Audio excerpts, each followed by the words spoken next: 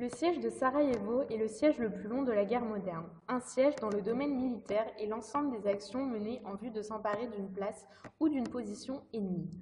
Celui-ci a débuté le 6 avril 1992 suite à la déclaration de l'indépendance de la Bosnie-Herzégovine par la Commission européenne. En effet, les communistes serbes, voulant étendre leur pouvoir et constituer une grande Serbie, vont, après avoir mené des guerres en Slovaquie et en Croatie, s'attaquer à Sarajevo.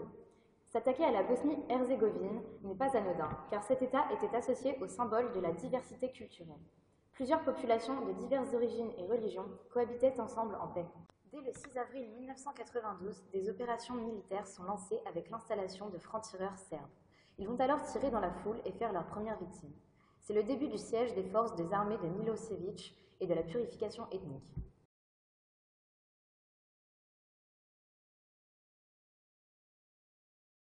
Trois terribles années vont s'écouler où la population civile va devoir vivre au rythme de la terreur.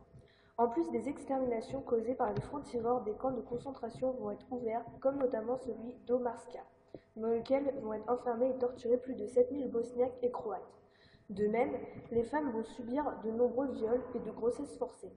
D'après Amnesty International, environ 10 000 jeunes femmes auraient été victimes de ces crimes. En plus des violences physiques, les forces serbes vont établir un blocus de la ville. Le ravitaillement en eau et nourriture et médicaments va être stoppé et l'électricité et le chauffage coupés. L'Europe, après presque 5 ans d'impuissance, va premièrement intervenir en envoyant en juillet 1995 des forces de l'ONU, Organisation des Nations Unies.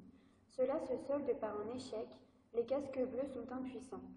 Il faut attendre l'intervention de l'OTAN, Organisation du traité de l'Atlantique Nord, pour faire reculer les Serbes et pour signer les accords de Dayton en décembre.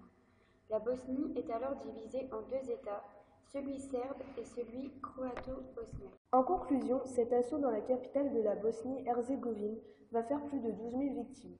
Cela va avoir des répercussions économiques, car la ville de Sarajevo va être en grande partie détruite, mais également des conséquences sociales, car la population va nettement diminuer due aux victimes et aux habitants qui décident majoritairement de s'exiler.